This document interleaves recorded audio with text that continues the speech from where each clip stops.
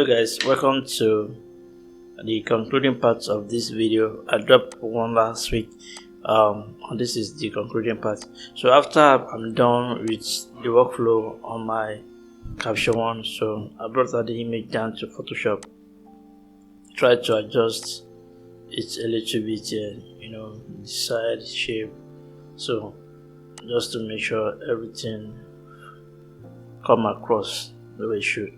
So then after I'm done with this, I pick up my tool to rework the edges. So with these edges that is not okay, so I need to do what? I need to pick on my image, then select the image brand. So this is the way I do it, so it's for quick and fast way. So once I select this way, I then go to edit layer. So under edit layer, I click on content overlay. So under content overlay, it will load up. So let's wait as loading. Once it's loading up, so the content overlay does the necessary thing. Photoshop has make the work so easy these days. So once this is done, bring the layers, bring them together, merge them together, then pick on my content overlay too, then start working on those places, done a little bit of retouching and a little adjustments here and there. So I also do selection and then select them and then make sure everything works out fine. So once I'm done with the background, then I pick again on the face, to remove the blemishes and remove the pimples, also remove the blackheads. So this is what I do now. So I do this so make sure that things work well with the image and the image looks so cool and perfect. So I do this regularly to the images, just to make sure things, the faces looks clean, and there are some places on the faces which are natural faces, natural places. I don't touch them, like that place you're seeing there above now. So that is part of the face. It's not something that you want to take out of the face. Those marks are on those faces. So just like somebody who has a travel mark on his face and you decide to want to content aware it, or you want to remove it, those are part of their skin, those are part of their face. So I don't do much to that. So this is before and after. I also do a little bit of here and there on the work with ears. So sometimes you might be carried away and forget those places you need to touch up. So those places, those areas. So if you look at those places, I do not want to touch them because they are parts of the face. They are not something new. So once I'm done with that, so I pick on my Aralcut. So go straight to Retouch Academy panel, and then I go straight to Gaussian blur. Then this is 6.4, so I reduce it down to maybe around 4.6 or about 4.5 at 4.6 should be okay. Okay. Once I get there, I just make sure that the skin, I can feel the skin texture. 4.5 is okay for me. So I zoom in a little bit to the image so I can see what I want to work on. So once I'm doing this, so I pick up my brush. It's a clean brush I pick up. So and that's my setting there: 17, 75, 90, and 100 flow. So an sample layer. So that's my settings for this particular one. And then the same thing I apply for the last one too. So let's go straight. So I start my workflow from the forehead.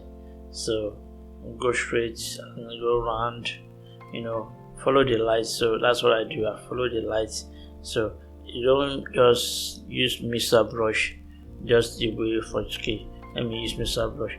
Mr. Brush has a technique, and you follow the technique, and so the technique is simple. You have to follow the line, the light. So this makes your work look so easier and so clean, because if you decide not to follow the lights and follow the line or follow the direction of those lights, you might end up mixing brushes up where you don't want to mix it up, and you might also end up losing some details in those areas of the faces or part of the body.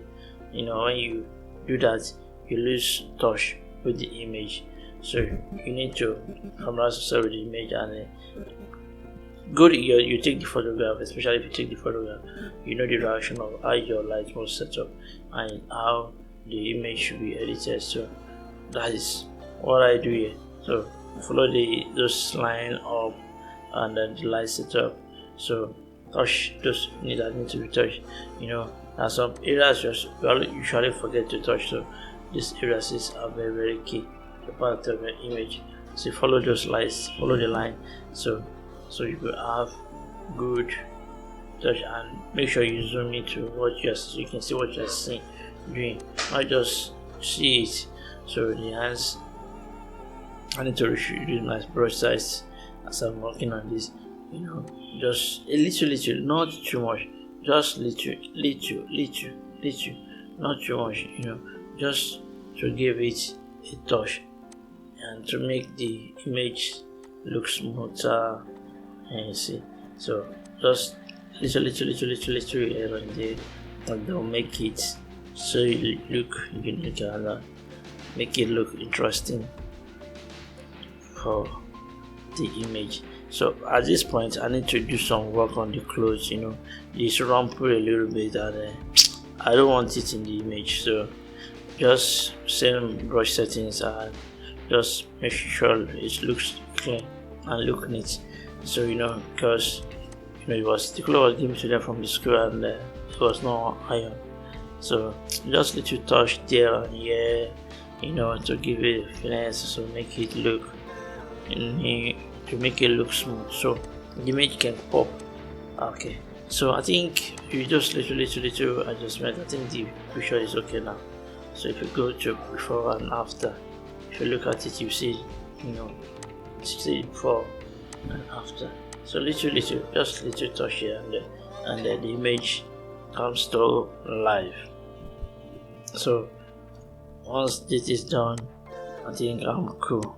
Okay, yes, perfect. So I can also reduce the opacity.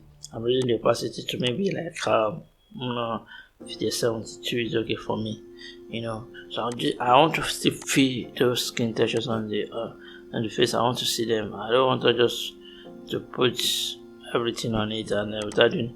So I go to my curve layer. So I just pick up this and then do an invert.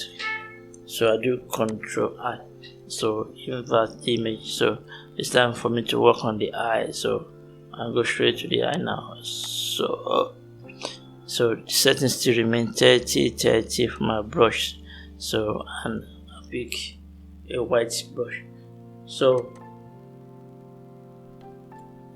go all the way after the eye to teeth, and then the image is pumping now. Okay, so you can see this. So what I do here is simple logic. What I do is just simple.